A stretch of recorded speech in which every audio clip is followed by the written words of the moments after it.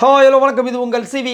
ஒன்று சொல்லணும், எப்படி இருக்கீங்க? இப்போ பார்த்தீங்கன்னா அமித் அவர்கள் இந்த பிக் பாஸ் வீடியோ விட்டு முதல் ஆளாக இந்த சனிக்கிழமை எபிசோடில் வெளியேறியிருக்காங்க. ரொம்பவே வருத்தமாக இருந்துச்சு. ஸோ அதை பற்றி பார்க்கலாம், பேசலாம். அதுக்கு முன்னாடி பார்க்குற எல்லோரும் நம்மளோட சேனலை சப்ஸ்கிரைப் பண்ணிவிட்டு பாருங்கள். நம்மளோட சேனல் ரொம்ப சந்தோஷமாக இருக்குது. 1,00,000 கிராஸ் பண்ணியிருக்கு. ரொம்ப ரொம்ப நன்றி, கோடான கோடி நன்றி, ரொம்ப நன்றி. நம்மளோட இப்போ ஃபேமிலி சிவிசோன் ஃபேமிலி ரொம்ப பெருசாகிடுச்சு. அந்த அங்கீகாரத்தை கொடுத்தது நீங்கள் தான், உங்களுக்கு ரொம்ப நன்றி. சரி, இப்போது அமித் அவர்கள் வெளியே போயிருக்காங்க. இது உண்மையிலேயே என்னை பொறுத்த வரைக்கும் அன்ஃபேர் தான். பட் அன்னபிஷையில் ஓட்டு இல்லை. ஆனால் அவரை விட கொஞ்சம் கம்மியாக சுபிக்ஷா இருந்தாங்க. சுபிக்ஷா தான் போவாங்கன்னு எதிர்பார்க்கப்பட்ட நிலையில் அமித் அவர்கள் போயிருக்காங்க. சரிங்களா? ரொம்ப ஹாப்பியாக தான் இருந்தார். அவர் எதுவுமே ஃபீல் பண்ணிக்கல. அதேமாதிரி அவர் போனப்போ எல்லாருமே அவரை ஹக் பண்ண விஷயங்கள்லாம் ரொம்ப அழகாக இருந்துச்சு. அந்த கார்டை காட்டினோன்னே அவன் முதல்ல அழுதது பார்த்தீங்கன்னா சாண்ட்ரா. எனக்கு அது ரொம்ப வியப்பாக இருந்துச்சு. இன்னொரு விஷயத்தை பார்த்தா சாண்ட்ரா கூட இருக்கவங்க தான் ஒருத்தவங்க போகிற மாதிரியே இருக்குது. போன வாரம் ரம்யா, இந்த வாரம் அமித். ஏன்னா நைட்டு ஃபுல்லாக ஒரு நாளும் பேசிகிட்டே இருந்தாங்க. அந்த ஒரு விஷயம் நல்லா இதுவாக இருந்துச்சு. அந்த பயண வீடியோ எனக்கு ரொம்ப பிடிச்சிருந்தது, ரொம்ப அழகாக இருந்தது. அந்த பயண வீடியோ பார்க்கும்போது அவரோட அந்த கைண்டான ஒரு விஷயம், அவர் அந்த டாஸ்க்குக்கு போட்ட விஷயங்கள் எல்லாமே ரொம்ப அழகாக இருந்துச்சு. அதுக்கப்புறம் அதை முடிச்சுட்டு வெளியே வந்தார்.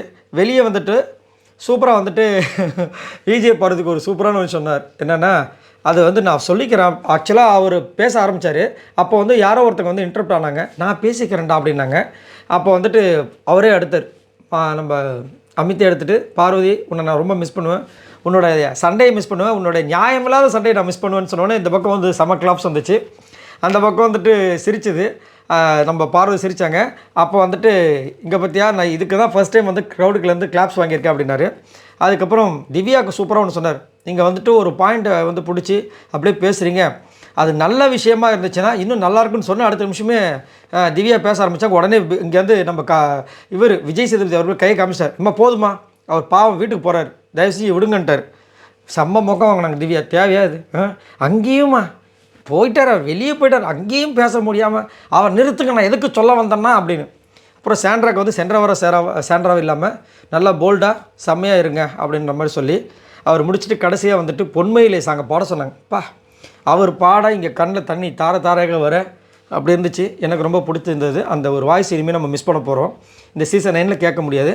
பட் அவர் நிறைய இடங்களில் பார்க்க தான் போகிறோம். அதாவது சீரியல் மூலிமா, சோஷியல் மீடியாவில் பார்க்க தான் போகிறோம். பட் இருந்தாலும் இந்த பிக் பாஸ் சீசன் 9 இனிமேல் அவரோட குரல் நைட் நம்ம கேட்க முடியாதுன்னு ஒரு வருத்தம் இருக்குது. ரைட், அமித் அவர்களுடைய பயணம் இதோட முடிஞ்சது, இனிதே முடிஞ்சது. அதே மாதிரி விஜய் பார்வதிக்கு ஒரு பெரிய ஒரு பலம் உடஞ்ச மாதிரி தான். அதுவும் இந்த நேரத்தில் இப்போ 2 பேருக்கும் செம்ம கான்ஃப்ளிக்ட் போயிட்டுருக்கு, கமருதனுக்கும் விஜய் பார்வதிக்கும். இதை பற்றி என்ன நினைக்கிறீங்கிறத மறக்காம கீழே கமெண்ட்ஸ் பண்ணுங்கள். பாய் நண்பர்கள்.